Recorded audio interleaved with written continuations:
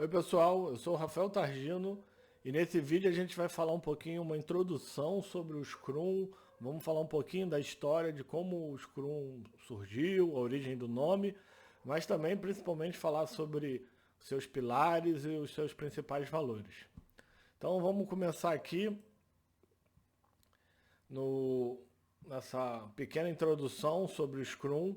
A primeira coisa é falar um pouquinho sobre a origem do nome, né? O nome vem do rugby, de uma jogada no rugby onde as pessoas se unem, né? O time faz uma união para fazer força, né? Para cumprir aquele objetivo que é pegar a bola. É claro que o outro time do outro lado também faz o mesmo movimento, mas foi um nome escolhido a dedo para mostrar a importância da união do time, a importância de que não é uma pessoa só responsável pelo sucesso daquele empreendimento.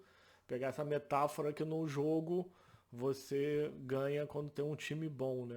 As peças do time fazem bastante diferença.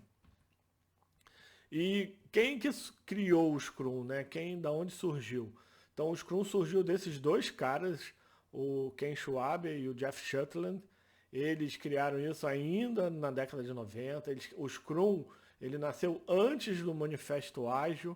Então o Manifesto Ágil que a gente já comentou, é sempre bom saber que o Manifesto Ágil agregou uma série de iniciativas e de novas maneiras de você fazer gestão de projetos que já estavam emergindo. Então essa turma se reuniu e compilou, né, os valores que eles mais acreditavam dentro ali do Manifesto Ágil. E o Scrum já era uma dessas propostas de trabalho que já existiam. Não é à toa que os dois criadores do Scrum também são signatários do Manifesto Ágil. E o interessante do Scrum é que ele é um framework para você trabalhar processos empíricos, né? A ideia é que, dado a complexidade que as mudanças ocorrem, você precisa de ter um método de trabalho que você sempre está se perguntando se você está no caminho certo. Então, por essa natureza, os autores denominaram o Scrum como um framework. Eles não quiseram usar a palavra processo. É, no final das contas, eu acho que foi uma grande mais jogada de marketing do que outra coisa, porque na verdade o que eles queriam denotar é um processo muito enxuto, um processo que não era muito descritivo. Quer dizer, ele só dá a visão geral e você precisa preencher esse processo com as suas práticas. Mas ele tem ali definindo certas atividades, ele define papéis, ele tem restrições. Então, se você pegar a definição da I3E, por exemplo, do que é um processo, o Scrum define papel, define atividade, define quem faz aquela atividade, define restrições em cima da atividade. Então ele tem todos os elementos de um processo. Só que quando a gente fala framework, é um processo que você sabe que você tem que complementar.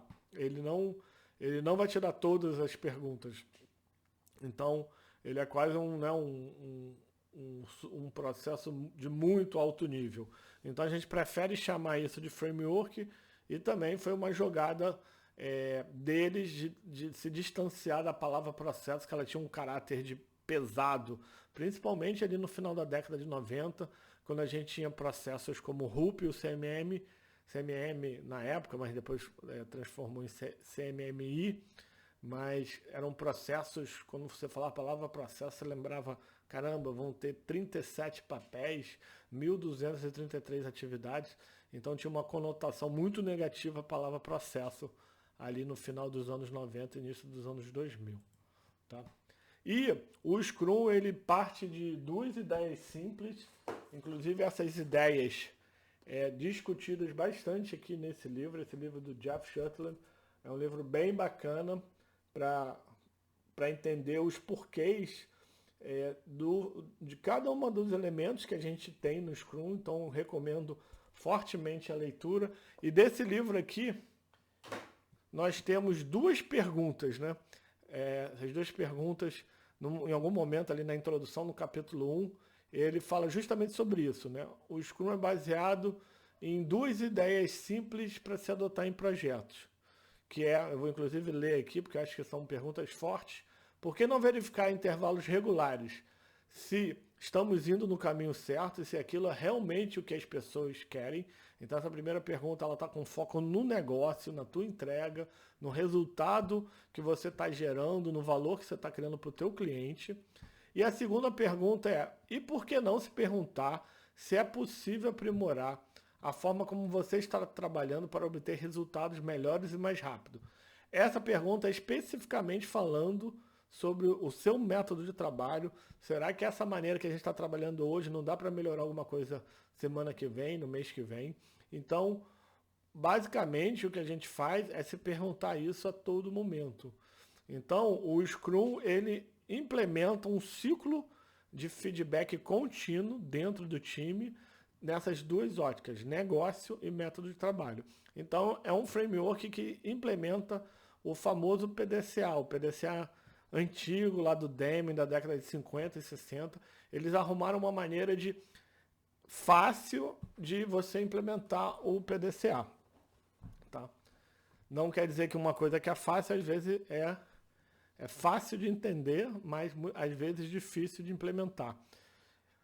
Bom, e o que a gente tem como pilares do Scrum?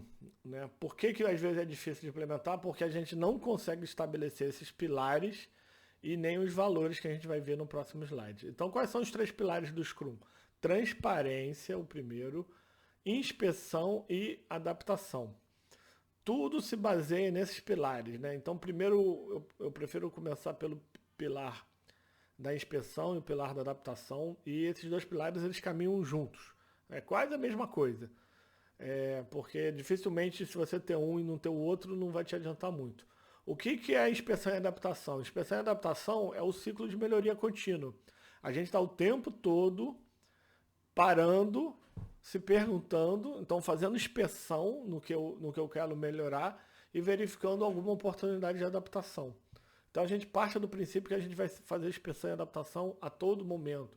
E o Scrum teremos reuniões específicas que vão explicitar inspeção e adaptação para a gente.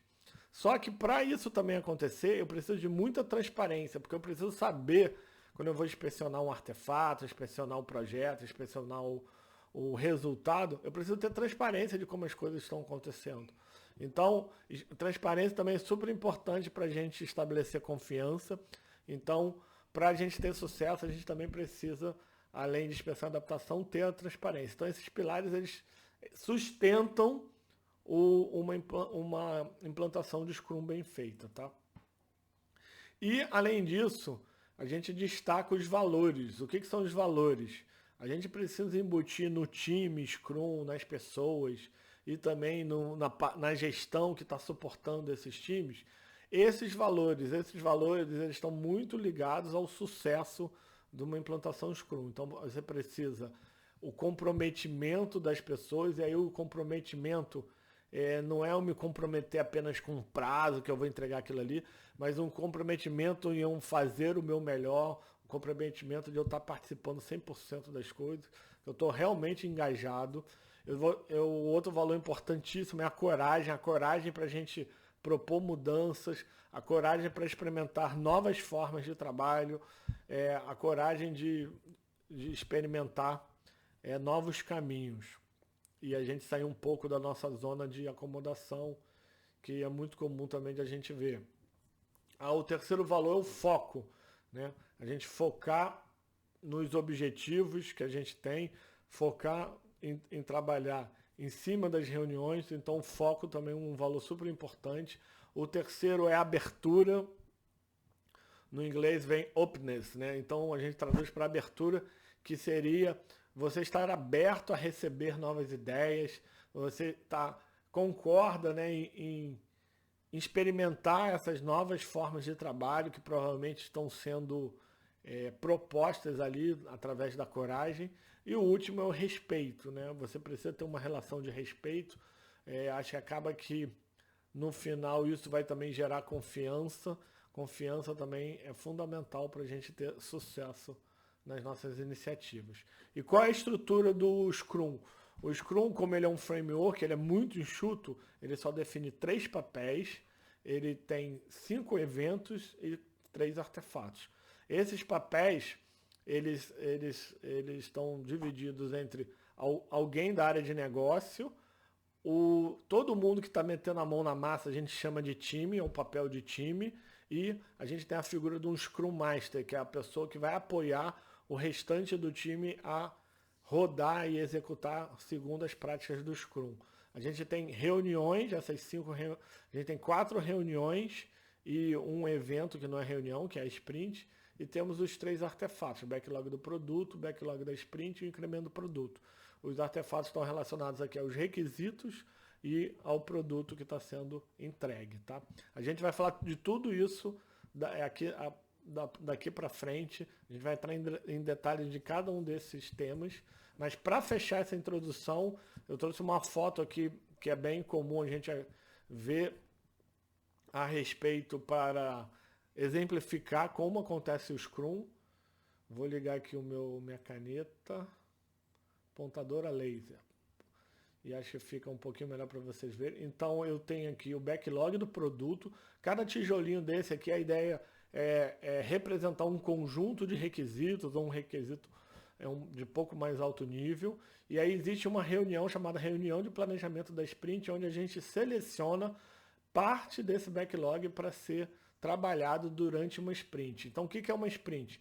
Uma sprint é um período de tempo de até 30 dias, né? Então a gente acaba arredondando para 4 semanas, até 4 semanas, onde que o time se compromete em trabalhar em cima de alguns itens, alguns requisitos, e ao final dessa sprint ele ter uma entrega. Normalmente, grande parte dos times trabalham com sprints de 2 semanas, mas tem gente que trabalha com 1 semana, tem gente que trabalha com 3, com 4. Mas a ideia é você trabalhar com esses ciclos curtos. Por quê? Porque a cada sprint você vai rodar uma sessão de planejar a sprint, você vai trabalhar nela durante essas semanas, e depois no final você roda 2 sessões, uma reunião de revisão da sprint, onde eu vou olhar o negócio, e uma reunião de retrospectiva, que eu vou olhar o meu método de trabalho.